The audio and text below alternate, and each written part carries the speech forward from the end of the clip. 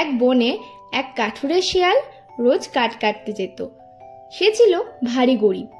প্রতিদিন কাঠ বিক্রি করে যা রোজগার করত তাই দিয়ে কোনো রকমে খেয়ে পড়ে দিন চলে যেত তার।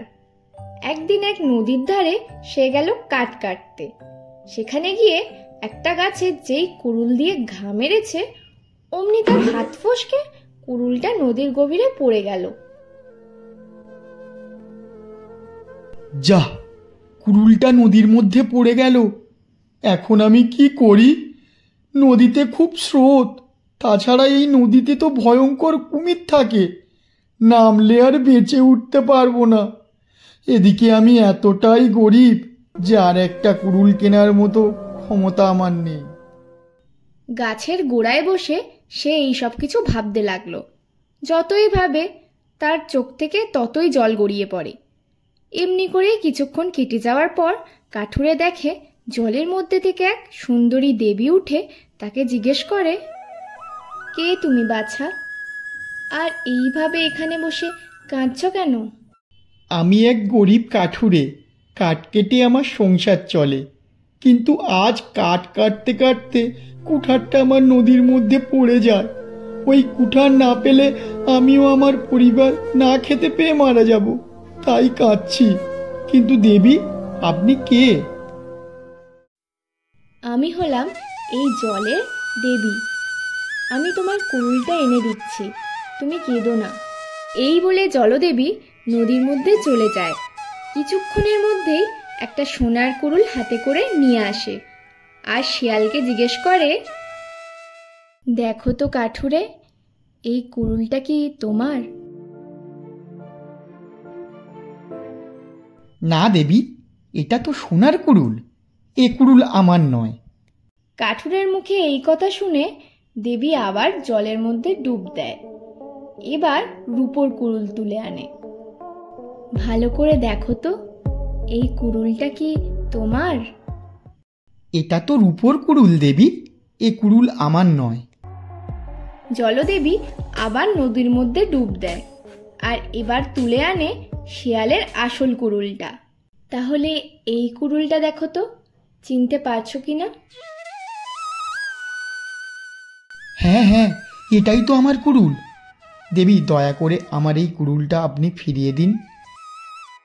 বাছা, আমি তোর সততায় মুগ্ধ। এতক্ষণ তোকে পরীক্ষা নিয়ে দেখছিলাম। শুধু এই কুড়ুলটা নয়, এই সোনা আর রূপোর কুড়ুলটাও তোর। এই বলে জলদেবী 3টে কুড়ুলই শিয়ালের হাতে দিয়ে জলের মধ্যে চলে যায়। দেবী, অনেক ধন্যবাদ আপনাকে।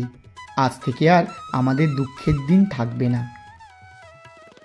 এরপর শিয়াল সেই সোনা আর রূপোর কুড়ুল বিক্রি করে সেগুলো দিয়ে অনেক অর্থ উপার্জন করে, আর তা দিয়ে তাদের সংসার খুব ভালোভাবে চলে যায়।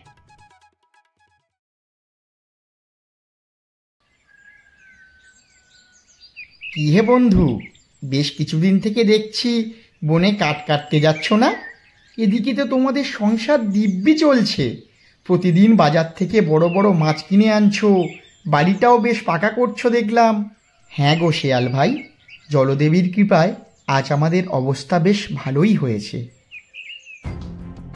এই বলে বনে ঘটে যাওয়া সমস্ত কথা কাঠুরে খুলে বলে।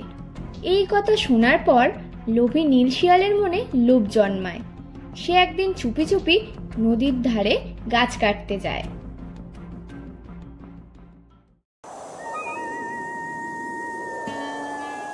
এইবার মিচকের মতো আমিও কুড়ুলটা জলের মধ্যে ফেলে দিই, আর তারপর জলদেবী উঠে আমাকে সোনার কুড়ুল দেবে।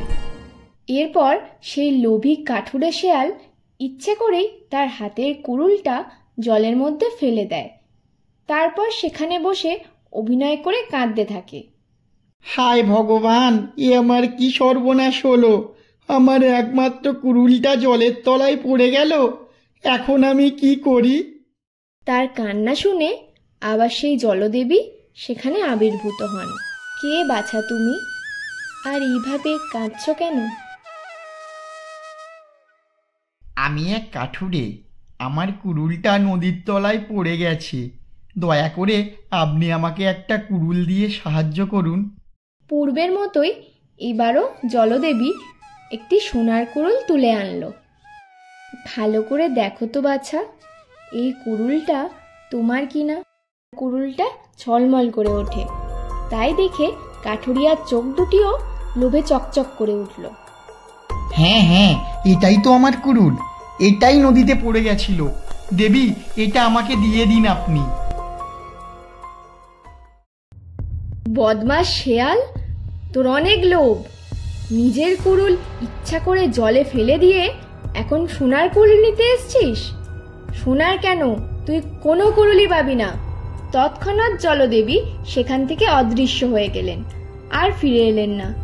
লোভী কাঠুরিয়া শেয়াল হায় হায় করতে লাগলো এবং নিজের কপাল চাপড়াতে লাগলো আর বলতে লাগলো, হায় হায়, আমি কেন মিথ্যে কথা বলতে গেলাম, তাই তো আমার এমন শাস্তি হলো।